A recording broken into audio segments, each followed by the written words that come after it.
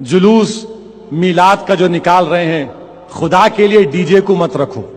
गलत है, ये बहुत गलत है, ये गलत है मेरे भाई। जुलूस में डीजे रखना, म्यूजिक लगाना, नाचना, हम रसूल अल्लाह के गुलाम हैं। हम कब नाचेंगे? हम तलवारों की खनक की आवाज पर नाचेंगे। हम कब नाचेंगे? हम जब दुश्मन मुकाबला करेगा तो हम फरते मसरत से नाचेंगे। वो नाच में और ये नाच में फर्क है। तुम्हारा दुश्मन तुम्हारे सामने नाचना, तुम म्यूजिक पे नाच रहे, ये गलत है मेरे दोस्तों, ये बहुत गलत है। जुलूस पुरअमन निकालिए। कि मिलादुन नबी की महफिल में रक़्स व सुरूद, गाना बजाना, ऐसी हरकतें करना जो इस्लाम के खिलाफ हैं, डीजे वाला का एहतमाम करना, यह हराम और अशद हराम है। आम दिनों में भी, आम हालात में भी, मगर मिलादुन नबी के नाम पर ऐसा करना तो ऐसा जुर्म है जो नाकाबिल माफ़ी है।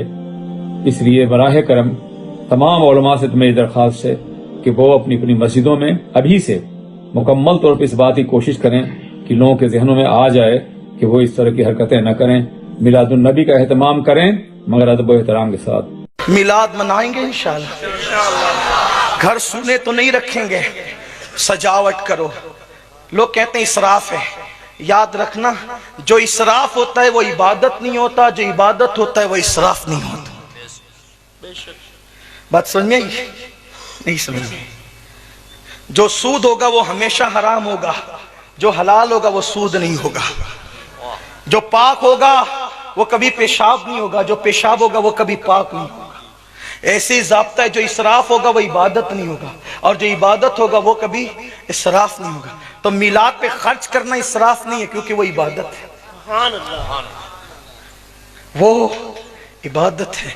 लेकिन ऐसी मिलाद ना मनाओ कि आपके डीजे से जिसको दिल का दौरा नहीं पड़ने वाला उसको दिल का दौरा पड़े। हम लोग दहशत फैलाने वाले लोग नहीं हैं।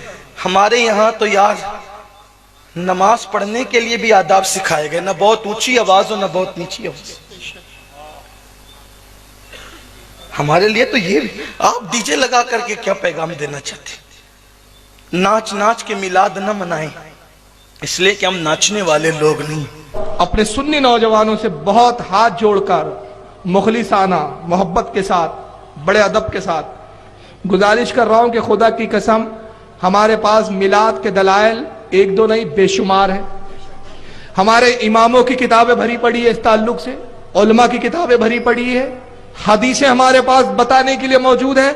सिर्फ इनको बोलने का मौका मिलता है तो वो एक ही जगह, और वो हमारे जुलूस में जो हम कुछ खुराफाते करते हैं।